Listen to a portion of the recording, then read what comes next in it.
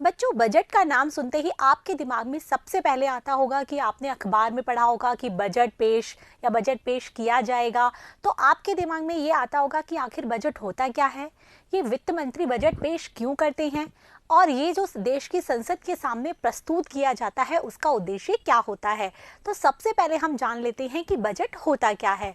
बच्चों, बजट क्या होता है? जो हमारा आने वाला वित्तीय वर्ष है, जिसके बारे में मैंने आपको पहले भी बताया था कि हमारे देश में वित्तीय वर्ष 1 अप्रैल से 31 मार्च तक माना जाता है।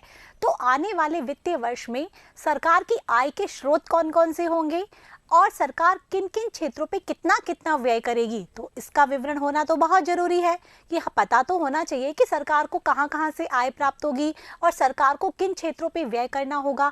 तो इन सब का जो विवरण होता है वो ही होता है बजट, जिसे कि वित्त मंत्री संसद के समक्ष प्रस्तुत करते हैं और संसद की स्वीकृति के बाद ही ये पास माना जाता है। तो आप समझ पा रहे होंगे कि बजट क्या होता है। सरकार की आय और व्यय का एक विवरण होता है, एक प्रपत्र होता है जो कि संसद के समक्ष प्रस्तुत किया जाता है। इसमें सरकार की जो भी आय होती है, अर्थात सरकार को करों से प्राप्त आय हो या करों के अलावा गैर करों से जो प्राप्त आय होती है, इसके अलावा जो भी सरकार की फीस, जुर्माना, शुल्क, जिससे भी आय प्राप्त हो रही है उसका तो निर्धारण होता ही होता है। साथ में सरकार को किन किन मदों पर व्यय करना है, शिक्षा पर कितना करना है, संचार पर कितना करना है, परिवहन पर कितना करना है, मतलब किन किन क्षेत्रों पर व्यय करना है, इसका अनुमान भी बजट में दिया हुआ होता है। तो इससे क्या होता है, हमारे पूरे देश की अर्थव्यवस्था का संचालन हो पाता है। देश में अर्थव्यवस्था किस तरह से विकास करेगी, इसका अनुमान भी हम बजट के द्वारा लगा सकते हैं। तो आप समझ पा रहे होंगे कि बजट क्या होता है। अब हम इसको देख लेते हैं। ठीक है बच्चों, तो सरकार की वह क्रिया वित्तीय प्रशासन मानी जाती है जिसके द्वारा सार्वजनिक आय, सार्वजनिक व्यय व सार्वजनिक ऋण की व्यवस्था, नियंत्रण और वह प्रबंधन किया जाता है। तो बच्चों, मैंने अभी आपको बताया कि बजट में सार्वजनिक आय के बारे में होता है, सार्वजनिक व्यय के बारे में होता है, और कई बार जब व्यय अधिक हो जाता है आय के मुकाबले तो सरकार को क्या लेना होता है, ऋण भी लेना होता है। तो ये जो तीनों चीजें हो गई, आय, व्यय और ऋण, इन तीनों का जो एक तरह से प्रबंधन हो गया या नियंत्रण होता है, वो कहलाता है वित्तीय प्रशासन। अर्थात सरकार किस तरीके से अपना वित्त का प्रबंधन करती है, ये सब चीजें होती है वित्तीय प्रशासन में। उसमें सरकार की आय भी आ गई, सरकार का व्यय भी आ गया, और सरकार के द्वारा जो लिए जाने वाले ऋण हैं उनको भी इसमें शामिल किया जाता है। ठीक है बच्चों, कि वित्तीय प्रशासन क्या हो गया।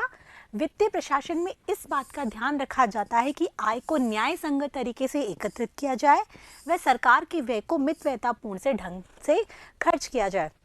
अब सरकार, जब ये वित्तीय प्रशासन की बात होती है सरकार के, तो इसमें इस बात का ध्यान रखा जाता है कि जो लोगों से जो आय प्राप्त हो रही है सरकार को, तो वो अच्छे तरीके से ली जाए। अच्छे तरीके से मतलब वो आय न्यायपूर्ण तरीके से ली जाए। अर्थात करों से प्राप्त आय हो रही है, भाई सरकार कर लगा रही है, तो वो कर भी क्या होने चाहिए, एकदम वैलिड होने चाहिए। ठीक है, ताकि कि लोगों को वो कर देने में कोई दिक्कत नहीं आए, उनको कोई ऑब्जेक्शन ना हो। अब करों से जो सरकार को आय प्राप्त हो गई, तो सरकार का भी ये कर्तव्य बनता है कि उस आय को मितव्ययतापूर्ण ढंग से खर्च करे, फालतू खर्चों में ना लगा के कल्याणकारी योजनाओं में लगाए। लोगों तक वो पैसा यदि पहुंचे, गरीबों तक यदि वो पैसा पहुंचे, तो उनका कल्याण होना अति आवश्यक है। समझ में आ गया कि सरकार जो आय प्राप्त हो रही है सरकार को, तो वो भी न्याय संगत तरीके से एकत्र हो, जो भी आय हो उसमें भी न्याय हो, ऐसे नहीं अन्यायपूर्ण वो आय ली जाए। और सरकार जब वो खर्च कर रही है उस आय को, तो उसमें भी ये ध्यान दिया जाए कि वो खर्च फालतू खर्चों पर नहीं होना चाहिए, उससे देश का और जनता का कल्याण होना चाहिए। समझ में आया कि वित्तीय प्रशासन में सार्वजनिक आय क्या होती है और सार्वजनिक व्यय क्या होता है। ठीक है बच्चों, इसके बाद है वित्तीय प्रशासन में बजट महत्वपूर्ण होता है, इसे वित्तीय प्रशासन की धुरी कहा जा सकता है। वित्तीय प्रशासन में जहां सार्वजनिक आय की बात हो गई, सार्वजनिक व्यय की बात हो गई, ऋण की बात हो गई, तो इन सब में बजट का एक महत्वपूर्ण योगदान होता है, क्योंकि बजट में इन्हीं सब का क्या होता है, ब्यौरा दिया हुआ होता है, आय का, व्यय का और ऋण का। हमने बात की थी ना, तो इसीलिए बजट को वित्तीय प्रशासन की क्या कहा जाता है, धुरी कहा जाता है, क्योंकि सारी चीजें इसमें शामिल होती है। समझ में आ गया, नहीं आ गया? तो वित्तीय प्रशासन की धुरी क्या होती है, बजट होती है। सरकार की आय, व्यय, ऋण आदि से संबंधित क्रियाओं का निर्धारण बजट के माध्यम से होता है। बजट है जो कि अगले वित्तीय वर्ष के लिए बना हुआ होता है। तो कितनी आय होगी, कितना व्यय होगा, कितने ऋण लिए जाएंगे, तो ये सभी का निर्धारण बजट के माध्यम से कर लिया जाता है, ताकि कि आने वाला जो वर्ष है उसमें सरकार को अपना वित्तीय प्रशासन बनाने में, अपनी वित्तीय स्थिति देखने में, आय पाने में या फिर व्यय करने में कोई दिक्कत ना हो। तो पहले से डिसाइडेड होती है चीज़ें, तो करने में कोई दिक्कत नहीं होती ना, तो ये सारी चीज़ें बजट में शामिल की जाती हैं। ठीक है बच्चों, भारत में बजट सामान्यतः आगामी वित्तीय वर्ष हेतु आवश्यक सरकारी खर्च की सुनिश्चितता प्राप्त करने का प्रावधान है। ये सरकार की राजस्व नीति का व्यवहारिक रूप होता है। जैसा कि मैंने अभी आपको बताया कि बजट है वो आगामी वित्तीय वर्ष के लिए बनाया जाता है, तो भारत में भी आगामी वित्तीय वर्ष जो कि क्या होता है 1 अप्रैल से 31 मार्च, उसके लिए भारत में भी बजट तैयार होता है। और सरकार को किन मदों पर कितना खर्चा करना है जिससे कि देश का कल्याण हो, जनता का कल्याण हो, ये सारी सुनिश्चितता किस में कर ली जाती है, बजट में कर ली जाती है। और ये बजट जो क्या होता है भारत की राजस्व नीति का एक प्रारूप होता है। जैसा कि हमने बात की थी कि जो केंद्रीय बैंक है वो मौद्रिक नीति निर्धारित करता है, वैसे भारत की जो सरकार है वो राजस्व नीति निर्धारित करती है, जिसके द्वारा देश में विकास को, आर्थिक विकास को देखा जाता है। विकास कैसा, स्थिरता के साथ विकास, साथ में मुद्रास्फीति, मुद्रा अपस्फीति, कीमत नियंत्रण, इस पर भी रोक लगाई जा सकती है। किसके द्वारा, बजट के द्वारा, भारत की राजस्व नीति के द्वारा। ठीक है बच्चों, समझ में आ गया। इसके आगे है कि बजट का अर्थ और परिभाषा क्या है। तो सबसे पहले हम जान लेते हैं कि बजट शब्द कहाँ से लिया गया है। आपने बजट शब्द सुना तो आपको सुन के लग रहा होगा कि बजट शब्द हमने तो आज तक भी हमारी जो डिक्शनरी है या उसमें है तो बजट को हिंदी में भी बजट ही बोल रहे हैं और इंग्लिश में भी बजट ही बोल रहे हैं, यही बोल रहे हैं ना। तो कहाँ से इसकी व्युत्पत्ति हुई है इस शब्द की, तो बजट जो शब्द है उसकी उत्पत्ति हुई है फ्रांसीसी भाषा के शब्द बॉगेट से। ठीक है, बॉगेट को एक शब्द है, वहाँ से शब्द की उत्पत्ति हुई है बजट। और ये बॉगेट जो फ्रांसीसी भाषा का शब्द है, इसका अर्थ होता है चमड़े का थैला। समझ में आ रहा है, चमड़े का थैला, अर्थात उस चमड़े के थैले में ऐसे प्रपत्र रखे हुए होते थे जिसमें कि आय और व्यय का विवरण होता था, संसद के समक्ष प्रस्तुत किया जाता था, इसीलिए उसका नाम रख दिया बजट। ठीक है, और इंग्लैंड में यही जो हमने बात की, जो चमड़े का थैला है, उसके लिए जादू के पिटारे, जादू का पिटोरा किस लिए हो गया ये, क्योंकि अगले वित्तीय वर्ष में क्या आय होगी, क्या व्यय होगी, तो सारी चीज़ें इसमें दी हुई होती थी। तो इसी बजट के लिए जादू के पिटारे शब्द का प्रयोग किया गया था। कहाँ पर, इंग्लैंड में 1733 में। ठीक है, 1733 में बजट शब्द का प्रयोग इंग्लैंड में जादू के पिटारे के अर्थ में किया गया था। तो बच्चों, आपको मैंने अच्छे से बता ही दिया कि बजट में क्या होता है, आय और व्यय का अगले वित्तीय वर्ष में एक अनुमान होता है, उसका विवरण होता है, और यही विवरण का प्रपत्र दिया होता है, जिसमें होता है जो कि वित्त मंत्री के द्वारा संसद के समक्ष प्रस्तुत किया जाता है। संसद जब इसे स्वीकृति देती है तभी बजट पास होता है। तो यहाँ से एक चीज़ ये भी समझ में आती है कि इससे जो व्यवस्थापिका है अर्थात संसद है वो किस पर नियंत्रण करती है, कार्यपालिका पर नियंत्रण रखती है, क्योंकि व्यवस्थापिका अर्थात संसद पास करती है तभी तो क्या होता है, बजट पास होता है ना, होता ही नहीं। तो ये यहाँ पर एक नियंत्रण को भी प्रस्तुत किया जाता है। ठीक है बच्चों, यहाँ पर यही लिखा है कि बजट सरकार की आय और व्यय का विवरण पत्र है, जिसमें आगामी वर्ष के आय व्यय के अनुमानित आंकड़े होते हैं। कितनी आय होगी सरकार को, किन किन क्षेत्रों से कितनी कितनी आय होगी, तो उसके अनुमानित आंकड़े, साथ में जो व्यय सरकार करेगी उसके अनुमानित आंकड़ों का ये प्रपत्र होता है, विवरण होता है। आगामी वर्ष के सामाजिक आर्थिक कार्यक्रम, जो भी आगामी वर्ष में सरकार को सामाजिक कार्यक्रम करने हैं, आर्थिक कार्यक्रम करने हैं जिससे कि देश का विकास हो, तो वो सब भी किसमें शामिल होते हैं, बजट में शामिल होते हैं। और आय व्यय को घटाने बढ़ाने के लिए प्रस्तावों का विवरण भी होता है, और ये विवरण भी होता है कि सपोज है पिछले साल कौन सी आय थी और अब इस साल कौन सी आय हो, तो उसको बढ़ाने का और घटाने का, मतलब आय को और व्यय को, कि कहाँ पर हमारी व्यय घट जाएगा, कहाँ पे हमारा व्यय बढ़ जाएगा, तो ये सारा जो विवरण होता है वो बजट में पेश किया जाता है। बजट में ये सब चीज़ों का विवरण होता है। समझ में आया। तो हम ये कह सकते हैं कि बजट क्या होता है, सरकार की जो अगले वर्ष की जो नीति है उसमें आय और व्यय का क्या होता है, ये विवरण होता है, ब्यौरा होता है।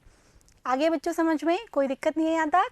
इसके बाद है सामान्यतः बजट का तात्पर्य सरकार के उस विवरण पत्र से होता है जिसमें वर्ष पर्यंत होने वाले आय और व्यय का ब्यौरा होता है। यही बात आ गई कि इसमें क्या होता है, बजट में विवरण होता है किसका, आने वाले वर्ष में होने वाली आय का और व्यय का।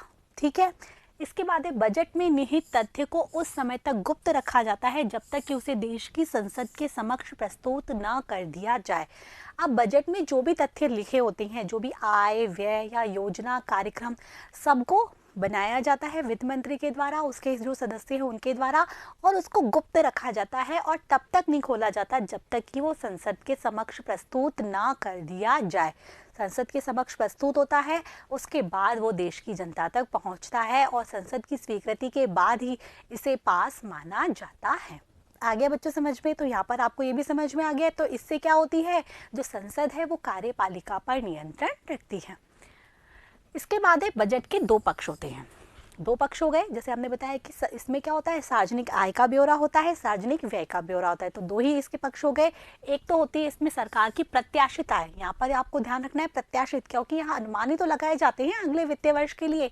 तो सरकार की प्रत्याशित आय कहाँ से होगी और सरकार जो प्रत्याशित व्यय है वो कहाँ से करेगी, कहाँ कहाँ पे करेगी, तो वो इसमें शामिल होती है, सरकार की प्रत्याशित आय और सरकार का प्रत्याशित व्यय। समझ में आ गया? कोई दिक्कत नहीं आता। लोकतांत्रिक व्यवस्था में सरकार प्रतिवर्ष बजट संसद के समक्ष बच्चों समक्ष कर लेना, और संसद की स्वीकृति होने के पश्चात ही इसके प्रस्ताव के अनुसार कार्य किए जाते हैं। जो लोकतांत्रिक सरकारों में यही होता है, संसद के समक्ष बजट प्रस्तुत किया जाता है, जब संसद इस पर स्वीकृति दे देती है तभी बजट के हिसाब से अगले वित्तीय वर्ष में कार्य किए जाते हैं। सरकार की आय और सरकार की व्यय, ये जो विवरण है वो बजट में दिया हुआ होता है। तो आपको अच्छे से समझ में आ गया। अब आपसे पूछा जाए कि बजट किसे कहते हैं, बजट की परिभाषा लिखे, तो आप सब लिख सकते हैं बजट के बारे में कि बजट क्या होता है। ठीक है बच्चों, इसके बाद आते हैं बजट के उद्देश्य। अब आपने बजट के बारे में जान लिया कि बजट किसे कहते हैं, लेकिन बजट बनाने का उद्देश्य क्या है, क्यों बजट बनाया जाता है, क्यों यह आवश्यक है किसी लोकतांत्रिक सरकार में बजट बनाने का, कि देश की जो आय और व्यय इनकी नीति बनाई जाए, उसका ब्यौरा बनाया जाए। तो यहाँ हम जानेंगे कि बजट के क्या उद्देश्य होते हैं। ठीक है, देश की अर्थव्यवस्था को दिशा प्रदान करना बजट का प्रमुख उद्देश्य होता है। जो बजट का मुख्य उद्देश्य की यदि बात की जाए तो देश की अर्थव्यवस्था को दिशा प्रदान करना। दिशा मतलब देश की अर्थव्यवस्था चल रही है, ठीक है, हमें कृषि पे, विकास पे, शिक्षा पे, संचार पे, परिवहन पे, सब पर हम खर्च कर रहे हैं, लेकिन देश की जो अर्थव्यवस्था है उसकी दिशा क्या हो। दिशा अर्थात हम चाहते हैं कि देश की अर्थव्यवस्था विकास करे, तो विकास किस गति से करे, किस दिशा में करे, कहाँ हमें हमारे अचीवमेंट्स लेने हैं, तो उसका निर्धारण होता है बजट के माध्यम से। क्योंकि बजट में उस राशि प्रस्तावित की जाती है जहाँ पर अधिक से अधिक खर्च किया जाए। समझ में आ रहा है? जैसे कि पहले यदि हम देखें, पहले की क्षेत्र की बात करें तो पहले कृषि पर बहुत अधिक खर्चा किया जाता था, लेकिन अब यदि हम बात करें तो कृषि पर कंपैरेटिवली खर्चा थोड़ा सा उस पहले से कम हो गया है। क्यों? क्योंकि अब हमारे देश की जो विकास की दिशा है वो बदल चुकी है। तो जो बजट का उद्देश्य ही होता है कि देश की विकास की दिशा को निर्धारित करना। ठीक है, अब इसके उद्देश्य देख लेते हैं कि कौन कौन से इसके प्रमुख उद्देश्य हैं। सरकारी बजट से न केवल विकास प्रभावित होता है बल्कि विकास की दिशा भी बजट से निर्धारित होती है। जैसे कि हमने अभी उल्लेख किया कि सरकारी जो बजट है उससे न केवल हमें ये पता चलता है कि देश किस विकास कर रहा है, विकास तो करेगा क्योंकि बजट के माध्यम से सब चीज़ों का ब्यौरा दिया होता है और आगे से आगे डेवलपमेंट की स्कीम दी होती है, योजनाओं की बात होती है, लेकिन वो विकास किस दिशा में हो इसका निर्धारण बजट के माध्यम से ही होता है। ठीक है, दूसरा है उत्पादन बढ़ाने में भी बजट की भूमिका महत्वपूर्ण है। अब उत्पादन बढ़ाने में बजट की भूमिका महत्वपूर्ण क्यों है? क्योंकि यदि बजट में ऐसे प्रावधान किए गए कि जो उत्पादन की जो भी संरचना है, मतलब उत्पादन के जो उत्पादक हैं, उत्पादन करने वाले, उन पर कम से कम कर लगाया जाए या उत्पादनकर्ता को बहुत अधिक अनुदान दिया जाए, उनको लाइसेंस वो इजीली दे दिए जाए, तो इससे क्या होगा, देश में अधिक से अधिक उत्पादन होगा और उत्पादन बढ़ेगा तो देश की जीडीपी बढ़ेगी, बढ़ेगी नहीं बढ़ेगी, देश की आय बढ़ेगी। तो उत्पादन बढ़ाने में भी बजट की एक भूमिका बहुत महत्वपूर्ण होती है, जिसके द्वारा देश में जो भी कर है या गैर कर है उन सब का निर्धारण कर लिया जाता है। ठीक है, अगला उद्देश्य क्या है? बजट के माध्यम से नए कर लगाकर और जनता से ऋण लेकर उसकी क्रय शक्ति में कमी करते हुए सरकार कीमत स्तर को भी नियंत्रित करती है। अब माना कि देश में कीमत स्तर बहुत ऊपर पहुंच चुका है, देश में मुद्रास्फीति है, तो बजट के माध्यम से सरकार क्या करेगी, जो लोग हैं उन पे अधिक कर लगा देगी, अधिक कर लगाकर उनसे राशि ले लेगी और जो सरकार जो उन पर व्यय कर रही है उसको क्या कर देगी, कम कर देगी। तो इससे लोगों के पास पैसा कम रहेगा और देश में जो कीमत स्तर है वो नियंत्रित हो जाएगी। जैसे कि मौद्रिक नीति में भी ऐसा था, बैंक ऐसे तो करती थी कि लोगों के पास मुद्रा कम से कम रहे, जिससे कि क्या हो, जो मुद्रास्फीति है उस पर रोक लगाई जा सके। तो इसमें भी ये होगा कि करों को तो क्या करके अधिक बढ़ाकर और व्यय को कम करके मुद्रास्फीति को नियंत्रित किया जा सकता है बजट के माध्यम से। तभी तो ये क्या होती है, सरकार की राजकोषीय नीति या राजस्व नीति कहलाती है। ठीक है बच्चों, इसके बाद है देश के आर्थिक एवं सामाजिक विकास को गति देना एवं आय के एवं धन का पुनर्वितरण करना। भाई देश में जो विकास है वो आर्थिक भी हो और सामाजिक भी हो। समाज में कोई तबका ना गरीब हो ना अमीर हो, अर्थात लोगों के बीच में जो अमीर गरीब की खाई है वो ना हो, ये भी बजट का उद्देश्य होता है। इसके लिए सरकार क्या करती है, जो अमीर लोग हैं उन पर तो अधिक से अधिक कर लगाती है और गरीब लोगों पर अधिक से अधिक व्यय करती है। तो अमीर पर जो कर लगाती है वो कर तो सरकार ले लेती है पैसा उनसे आय के रूप में, और उस पैसे को व्यय के रूप में गरीबों पर खर्च कर देती है। आपने देखा होगा कि जो अमीर है उस पर अधिक से अधिक सरकार के द्वारा कर लगाए जाते हैं, आयकर होता है बहुत अधिक, तो वो पैसा किसके पास चल जाता है, सरकार के पास। और सरकार गरीबों के लिए बहुत सारी योजनाएं चलाती है, चलाती नहीं चलाती, तो वो योजनाओं के द्वारा सरकार क्या करती है, गरीबों में पैसा बांटती है, या जो भी बांटती है, अन्न या उनके लिए कपड़े कुछ भी बांटती है। तो इससे क्या होता है, अमीर और गरीब के बीच की जो खाई है वो पड़ती है, आय और धन का पुनर्वितरण होता है। ठीक है, ये भी एक बजट का एक प्रमुख उद्देश्य होता है। देश की उत्पादन संरचना व उत्पादन स्तर को दिशा देना। भाई देश में उत्पादन वृद्धि हो, ये तो बजट का उद्देश्य है, लेकिन उत्पादन भी किस चीज का हो, उत्पादन का स्तर क्या हो, वो उसकी जो दिशा है वो क्या हो, वो भी निर्धारित बजट के माध्यम से होता है। कि बजट कौन सी में ये उल्लेख होता है कि बजट कौन से जो उत्पादन है उसको बढ़ावा दे रही है, किसको लाइसेंस सुविधा अधिक दे रही है, किस उत्पादन को, या किस उत्पादन में अधिक से अधिक अनुदान दे रही है, और किस उत्पादन पर बहुत सारे कर लगा रही है। तो इससे क्या होगा, देश में जो उत्पादन स्तर है, उत्पादन की संरचना है, वो भी निर्धारित होती है बजट के माध्यम से। ठीक है बच्चों, अगला है देश में प्रचलित मुद्रास्फीति व अवस्फीति का उपचार बजट प्रावधानों में परिवर्तन द्वारा किया जाता है, जिससे आर्थिक स्थिरता के लक्ष्य को प्राप्त किया जा सकता है। ये हमने उल्लेख किया था कि मुद्रास्फीति है यदि देश में, तो उसमें क्या करेगी सरकार, नए कर तो लगा देगी और व्ययों को कम कर देगी, तो इससे देश में क्या होगी, मुद्रास्फीति पर रोक लग जाएगी।